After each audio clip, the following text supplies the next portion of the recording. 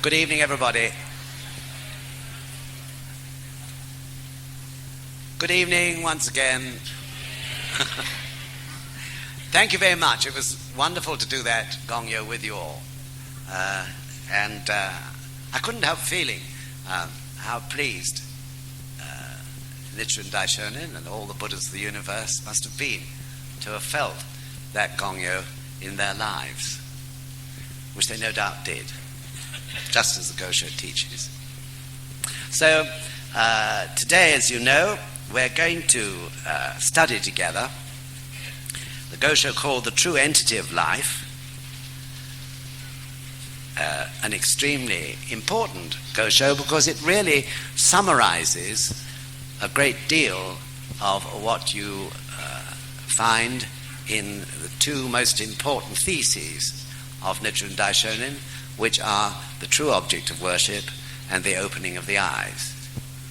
The two Goshos that he wrote on Sado Island, and this Gosho too was written on Sado Island to a man called Sairanbo, who was actually a priest of the Tendai sect, who had been exiled by his sect, presumably, through, of course, the authorities of the day, to Sado Island, just the same as Nichiren Daishonin had.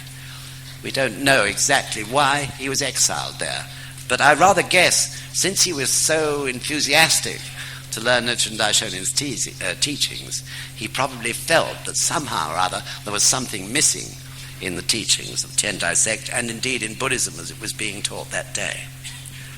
So the Gosho was actually written to Sairanbo on Sado Island on the 17th of May, 1273. 17th of May is also the day we first opened the Richmond Centre. So therefore it can never be forgotten by those of us who were present then. And we also discovered in the process of opening the Richmond Centre on the 17th of May that in the lunar calendar, in relation to the calendar we use today, the 17th of May is the 28th of April. And that, of course, is the day Nichiren Daishonin declared Nam-myoho Renge-kyo. So it's a significant day, whatever happens. This was in the third year of Nichiren Daishonin's exile on Sado Island. He actually arrived there in October 1271, after what was known as the Tatsunokuchi persecution, which many of you will know the story concerning it. And he finally, his exile finished on the 13th of March 1274. So as you know, he went to Sado Island in exile because they failed to kill him, or execute him might be a more correct technical term. They failed to chop his head off on that beach at Tatsunokuchi. And they failed because, as you know, some extraordinary phenomenon, it was a comet or a meteor or something. If it was a meteor, it was a very large one, and it shot across the sky and brilliantly lit everything. And so the soldiers, the samurai who were due to execute him, totally panicked. Of course, people were very superstitious in those days, but I think even in these days, if something shot across the sky and lit everything up brilliantly, we might be in a bit of a panic ourselves. So one can't blame them for that. And Nichiren Daishonin couldn't get them to get on with the execution. He called out to them, according to his account, called On the Buddha's Behavior in Volume 1 of the major writings. He yelled at the soldiers, "Why don't you get on with it and finish the job?" And they couldn't. They were paralyzed with fear. And later, he wrote in another Gosho, after he'd reached Sado Island, that, as he described it, Nichiren was beheaded at Tatsunokuchi, but his soul went on to Sado Island. So what he meant by that was that this extraordinary incident at Tatsunokuchi, which, by the way, is recorded in all Japanese history books, this extraordinary incident was actual proof that he was one with the universe. as you know, on the way down to Tatsunokuchi Beat, he told the 240 or so samurai who were escorting him there on horseback, and he told them to stop by a shrine. And he prayed out loud in front of all these samurai, and of course those who were in charge of them. And he demanded the protection of the Buddhist gods. He said to the Buddhist gods in this great prayer, if you fail me, then you've broken all the promises that you made to Shakyamuni Buddha. Upon which he then got on his horse and continued on his way to be executed. This was an incredible thing, but as you've heard me say, he was really showing us there how we should challenge big obstacles and difficulties. That sort of challenging. What are you doing, he was saying to those Buddhist gods, leaving me in this fix? I've got a mission to perform. We all know that his mission was ultimately to inscribe the Daigons. So he challenged them in that very strong way. Same way we should, if we're in difficulties, we should do that. We're not sitting, before some almighty God begging for mercy. We challenge, we chant Daimoku really strongly and demand that the Buddhist gods come to our rescue. Of course, I'm only talking about it when you really are up against it. You don't need to chant like that with that sort of force all the time. But I'm sure many of you have proved this. Certainly, twice in my term of practice, I've proved it. And I was in a great fix. And it worked. So this is why he did that. But most important, too, is the fact that he said that Nichiren was beheaded. What he meant by that was that through proving that he was one with the universe, he proved that he was actually the original Buddha. And also, of course, the Buddha of the latter day of the law. The human being who was one with the universe, who untaught by any master, declared the invocation of Nam-myoho Renge-kyo, and ultimately inscribed the Gohonzon and explained how ordinary human beings like us can practice and attain Buddhahood in this lifetime. So this process is known as discarding the transient identity and revealing the true. In Japanese it's called Hoshaku Kenpon. So in teaching Sarenbo about his own understanding of life, he asked him to be very careful. In the PS to this Gosho, which we shan't read tonight, he says, keep these matters to yourself. Nichiren has herein committed to writing the teachings of his own enlightenment. In other words, he didn't want to stir up a storm of trouble to descend on Sarenbo, nor for that matter, at that particular point in time, on his other followers. It was bad enough as it was. He declared in his earlier days that he was the votary of the Lotus Sutra, and all hell fell on him. If he'd said he was the original Buddha, can you imagine what would have happened? So therefore he said, please keep what I'm saying to yourself. Use it yourself. And he said that to a lot of his other disciples at that time. Of course, everything was moving towards his ultimate supreme mission of inscribing the Daigons. So he lived in terrible conditions on Sado Island. Yet, he wrote so many of his greatest Gosho, his greatest teachings at that time, living in a rotten old hut in a burial ground which was for criminals and people who could not be given a name, unknown people. The weather on Sado to this day, as you can imagine, hasn't changed. In the winter, it's a terrible place to be, especially in those days with primitive housing and no heating, that sort of thing. So really it's an incredible lesson to us. We start moaning, don't we, when the slightest thing goes wrong. If you can't get hot water when you want your bath, we really start complaining. Or if the electrician doesn't come to mend the washing machine or whatever it may be, we really groan and complain. But in those days it was terrific and terrible. And the marvelous thing is his spirit never even wavered. Absolutely shone through everything he wrote and said at that time. So convinced he was that despite all those difficulties, he knew the Gohon's or the power of Nam-myoho Renge Kyo was limitless, and that he would win. No matter what, he would win if he stuck to it. And he certainly did, because he died naturally, having completed his mission in inscribing the Daigohons. So, like all Gosho, this Gosho can be divided into a first part, which is generally termed preparation, and then the middle part, which is known as revelation, and the final part, which is transmission.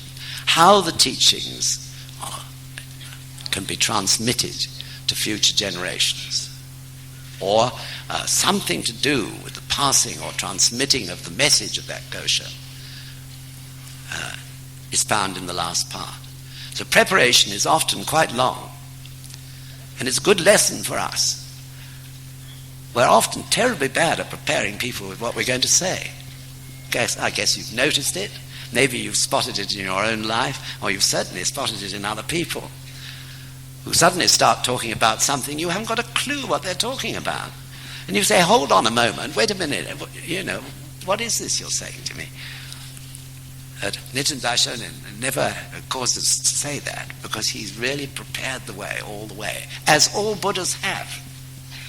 All Buddhist teachings follow that sequence of preparation, revelation, and transmission. And it would be great if we followed it too in our communication with others. Good. So we now turn to the Gosho, and Suzanne is going to read the first 2 paragraphs. The true entity of life. Question. In the Hoben chapter of Volume 1 of the Lotus Sutra is the passage, the true entity of all phenomena can only be understood and shared between Buddhas. This reality consists of appearance, nature, and their consistency from beginning to end. What does this passage mean? Answer. It means that all beings and their environments in any of the 10 worlds, from hell at the lowest to Buddhahood at the highest, are, without exception, the manifestations of Myoho Renge Kyo. Where there is an environment, there is life within it. Miao Lo states, both life Shoho and its environment Eho always manifest Myoho Renge Kyo.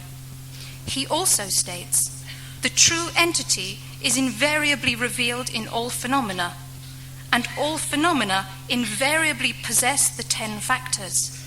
The 10 factors invariably function within the 10 worlds, and the 10 worlds invariably entail both life and its environment.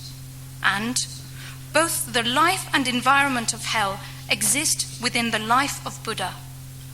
On the other hand, the life and environment of Buddha do not transcend the lives of common mortals. Such precise explanations leave no room for doubt. Thus, all life in the universe is clearly Myoho Renge Kyo. Even the 2 Buddhas, Shakyamuni and Taho, are the functions of Myoho Renge Kyo, who appear to bestow its blessings upon mankind. They manifested themselves as the 2 Buddhas and, seated together in the treasure tower, nodded in mutual agreement.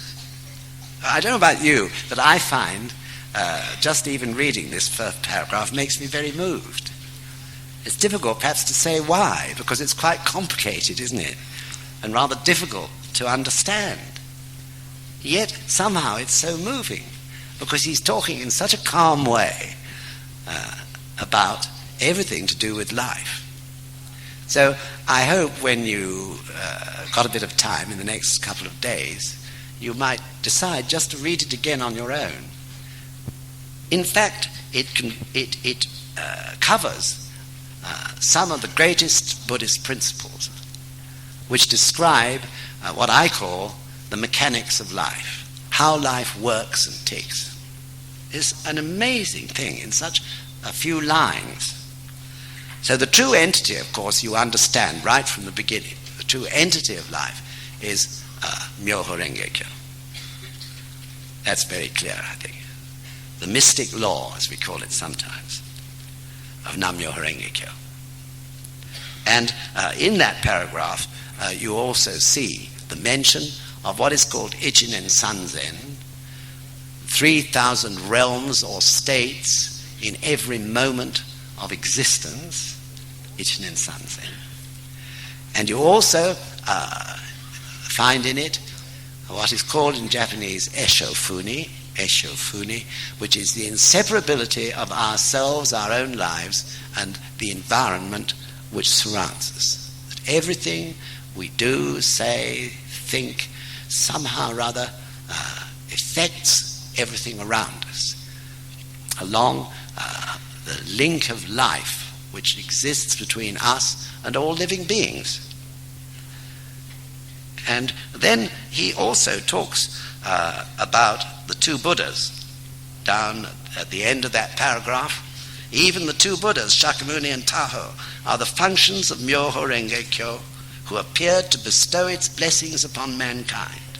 They manifested themselves as the two Buddhas, and seated together in the treasure tower, nodded in mutual agreement. So that is concerned with a principle which is called Kyochi Myogo. Kyochi Myogo. So those two Buddhas represent Shakyamuni Chi and Taho Kyo. So Kyo is the objective view of life, the objective reality of life, the life that exists outside you in all its forms, including the Gohonzon. The Gohonzon is Kyo, the objective reality of life, or the essence of life is contained in the Gohonzon, in all that is inscribed in those characters on it. And Chi is subjective. Furthermore, it's subjective wisdom. That is you, or me, or a Buddha, or Nichiren Daishonin himself, who is chanting Nam-myoho Renge Kyo to the Gohonzon. And Myogo means fused together. So Kyochi Myogo means the fusion which you achieve between you, your inner self, and the Gohonzon. And in turn, with everything else that exists in your whole environment, as is explained in the other principle called Eshofuni, the inseparability of each one of us with our environment. So most importantly, of course, in this principle of Kyochi Myogo, the Gohonzon conveys in it the essence of Buddhahood.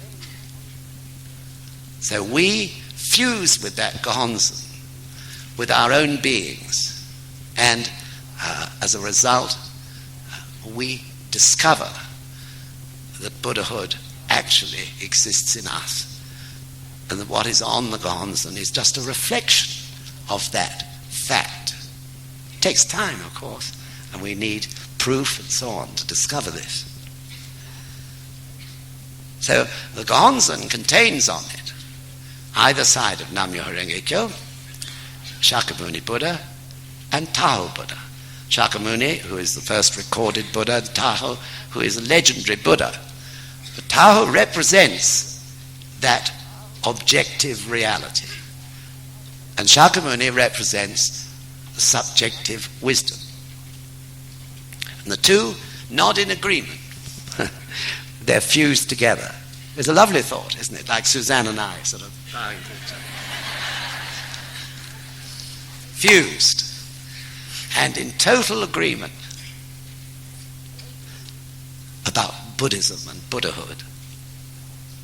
This is what is meant by Kyoshi Myogo, and what is meant by the two Buddhas sitting together in the Gohonzon. So the important part of this is, of course, that through the theory of Ichinen Sanzen and the fact that we can fuse with the Gohonzon, and through that with our Buddhahood, we can express our Buddhahood in 3,000 different ways. It's as powerful as that. But equally, of course, if you're not in front of the Gohonzon, and someone has made you angry, what you will express in that moment is anger in 3,000 different ways. So the human being, of course, is incredibly powerful, though we find it difficult to believe and understand, and we're very ignorant about these mechanics of life that he's explaining here. So when you chant Nam-myoho Renge Kyo to the Gohonzon, you are creating that fusion, right, between you and the objective reality, between you and your environment. And your environment reacts according to your life state. Therefore, when you are more and more creating, through the practice which Nichiren Daishonin taught us, a life based on Buddhahood, it is your Buddhahood which is, as it were, not only going into you or not only manifesting you, but it also goes out into your environment and reflects back on you. So just the same as your anger will reflect back in what happens to you, so if you're in Buddhahood, the environment reflects back Buddhahood to you and you gain benefit. Right? So it's an incredible thing. I mean, we can sit here with this passage, and read it. But there are millions, trillions of people who haven't had that opportunity yet. I mean, we forget how fortunate we are that we can learn about life. And of course, through learning about life, we can use our lives more and more in the best possible way. And we understand more and more what is going on around us. So I haven't got time to go into Ichinen Sanzen today. But it's not difficult, actually. It sounds difficult, but it isn't. It's just explaining how you express your life state out into your environment and indeed into yourself too. That's what it's doing. So you understand there are 10 worlds, you know those. You understand too that within each world the others exist. So 10 by 10 is 100. And then there are the 10 factors which we've just recited, and we recite it so many times every day. Nyoze so, nyoze sho, nyoze ta, and so on. So these 10 factors cover the expression of that life state. So first of all, there is the life state, your physical life state, your spiritual life state, and the state in the very heart or core essence of your life.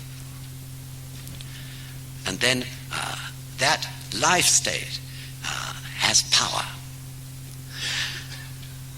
The fourth one. And power has influence. And influence creates an inherent cause, an inherent tendency or trend in your life. It can be good or bad. Right? And that inherent cause appears in the end, at some point when the time and the circumstances are right, as an external cause, something you do to someone or something, and so on. And when you make that cause, immediately the effect of it is lodged in your life, and in due course of time, that effect lodged in your life will appear at the right moment in the form of a manifest effect. And then the last thing you recite every day in Gongyo so many times is Homma Kukyoto, with absolute consistency from beginning to end. So it doesn't matter, what state of life you're in, it will express itself with absolute consistency, not only in every part of you, both spiritually and physically, but also it'll express itself into your environment in the same way. So when you hear that, I must say it's quite a spur to do more and more to try to make Buddhahood the main state of life that one's in, realizing how strongly it expresses itself in that way.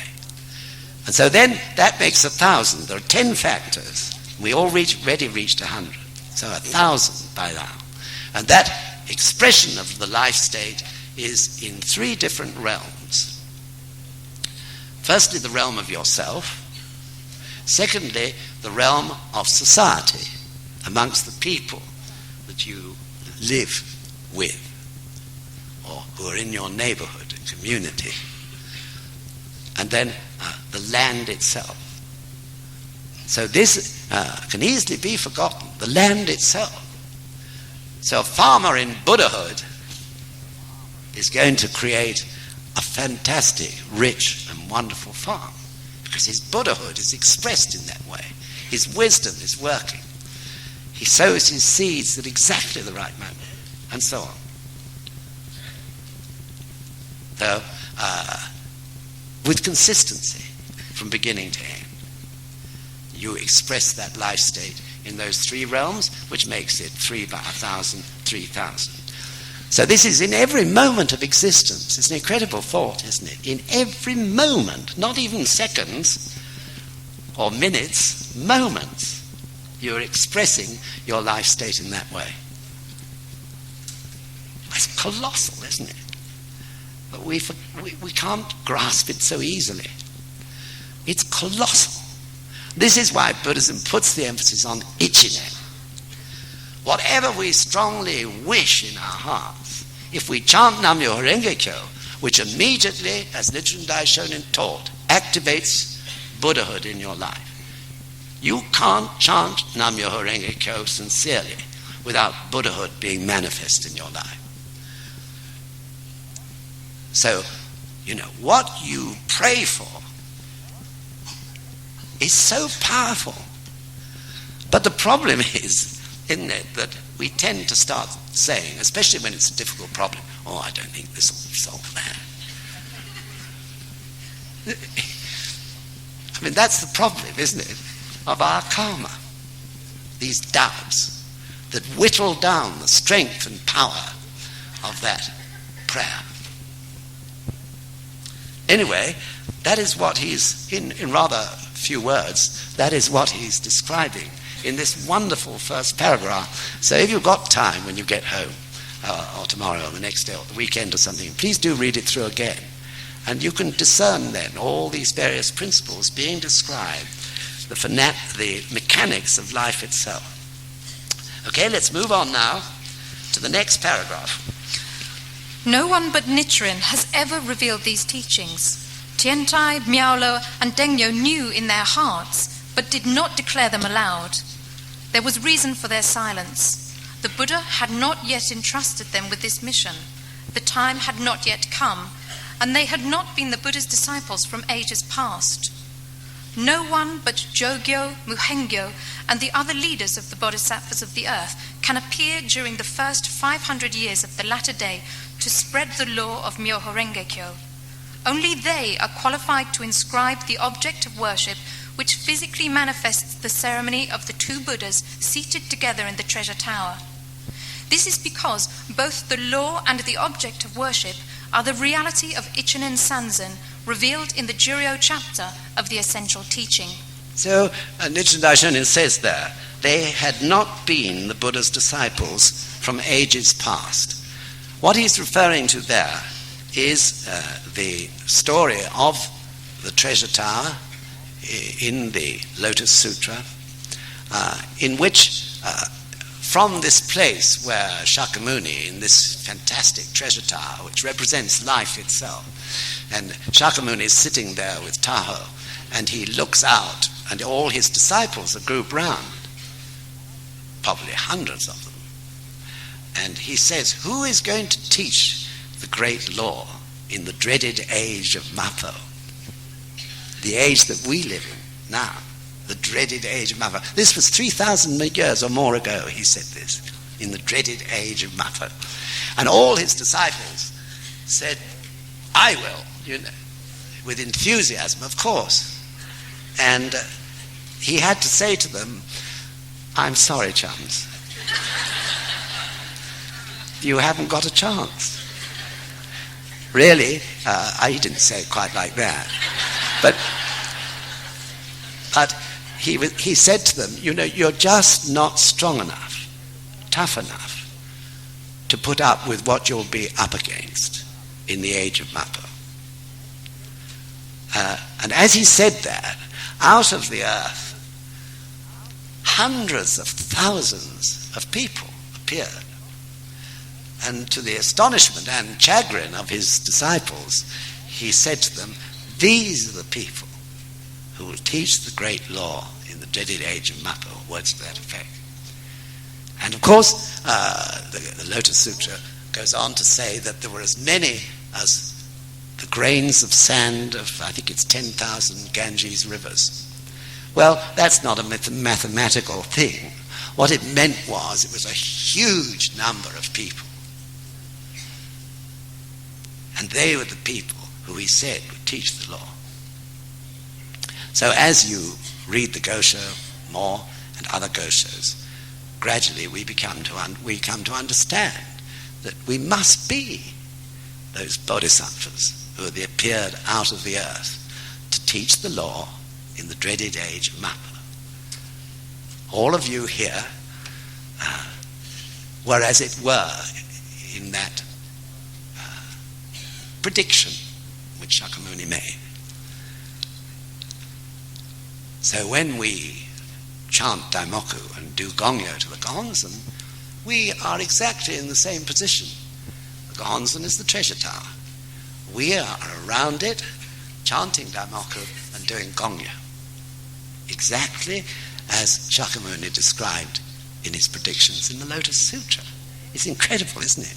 So although, we may be busy in our lives as whatever, mothers, fathers, bankers, whatever our jobs are, the fact is, this is the Buddha saying this, the fact is that each one of us, beneath all that, deep down, are bodhisattvas of the earth.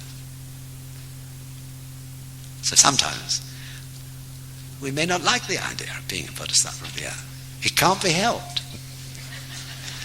Because we are. So we might as well stop kicking against whatever you kick against.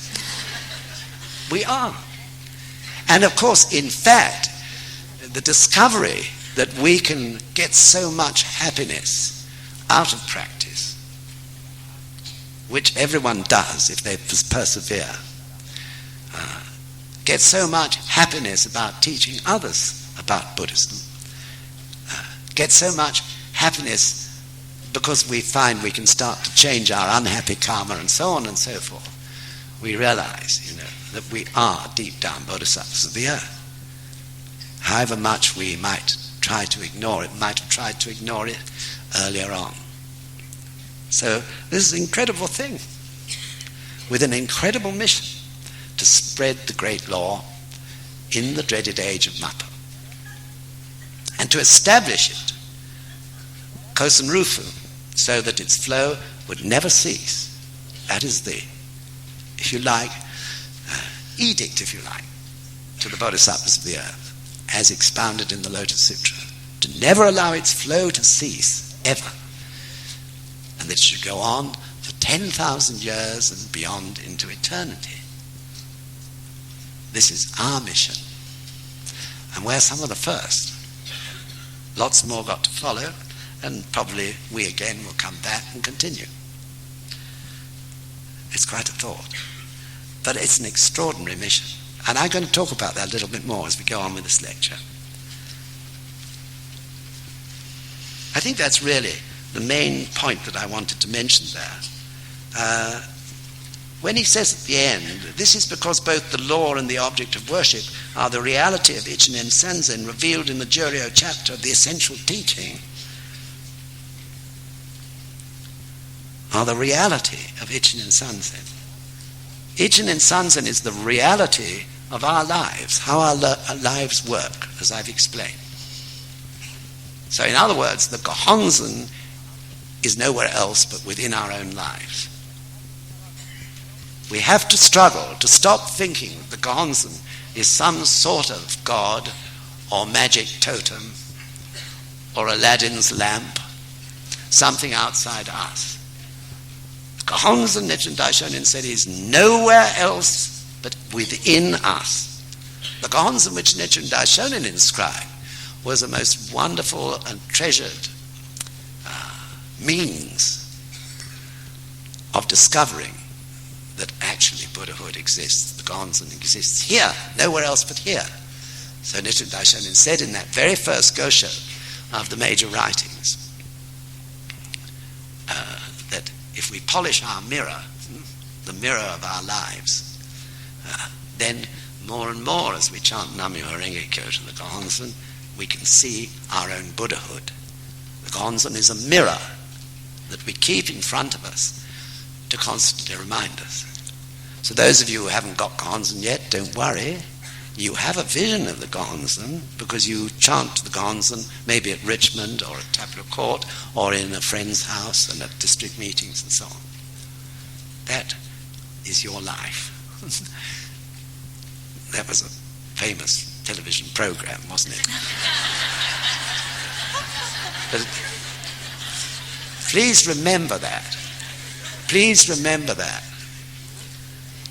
This is not some power outside yourself. As I've explained in my very sort of short explanation of Ichinen Sanzen, the power is in you, right there inside you, and wherever you go, you carry it with you. You can never leave it behind. You can never lose it. And no one can ever take it away from you. That's where the power is. Incredible. Wonderful discovery. At least I think so. So, we read now the next paragraph. Suzanne? We're actually going to take just two short sections from this paragraph and the next paragraph, the first sentence of the next paragraph, and from the second sentence of the paragraph that follows. The two Buddhas, Shakyamuni and Taho, are merely functions of the true Buddha, while Myoho Renge Kyo is actually the true Buddha. Here, the true Buddha is the common mortal, whereas provisional Buddhas means the Buddha. Nevertheless, there is a clear distinction between a Buddha and a common mortal, in that a common mortal is deluded while a Buddha is enlightened. The common mortal fails to realize that he himself possesses both the entity and the function of the Buddha's three properties. Can you read it once more? Such an important paragraph. Here, the true Buddha is the common mortal, whereas provisional Buddhas means the Buddha. Nevertheless, there is a clear distinction between a Buddha and a common mortal, in that a common mortal is deluded while a Buddha is enlightened. The common mortal fails to realize that he himself possesses both the entity and the function of the Buddha's three properties. It's really no wonder he was so careful to warn people to be secret at that time. Because he is saying, here the true Buddha is the common mortal. In other words, the true Buddha is the ordinary person, who nevertheless chants Nam-myoho Renge Kyo to the Gohonzon. The true Buddha is you, each one of you. So if he'd said that in the Middle Ages in Japan, in the midst of a ruthless samurai regime, all hell would have let loose on him. They didn't want human beings to be so powerful, ordinary human beings. They didn't mind being powerful themselves. But you imagine how their imagination would work. All these people who were just serfs and peasants becoming Buddhas or revealing Buddhahood was the last teaching they wanted to encourage. They were keeping the country under control by an iron fist at that time. So Nichiren Daishonin said, keep it secret for the time being. So the provisional Buddha in this paragraph is Shakyamuni Buddha, who taught the Lotus Sutra and opened the road, if you like, prepared the way for Nichiren Daishonin, the self-enlightened Buddha, the original Buddha whose task it is to begin everything in the latter day of the law, in all the planets and worlds of the universe where something equivalent to human beings exist, carried out his task and fulfilled it, to set the ball rolling, which we're keeping rolling today. And if we ever stopped, this would be so much against the will and teaching of Nichiren Daishonin and, of course, all the Buddhas of the universe. So now on, because of time, we can't read the whole thing through, but we'll take various passages. And the first one we're going to deal with is 1 to 3rd paragraph on from where we are.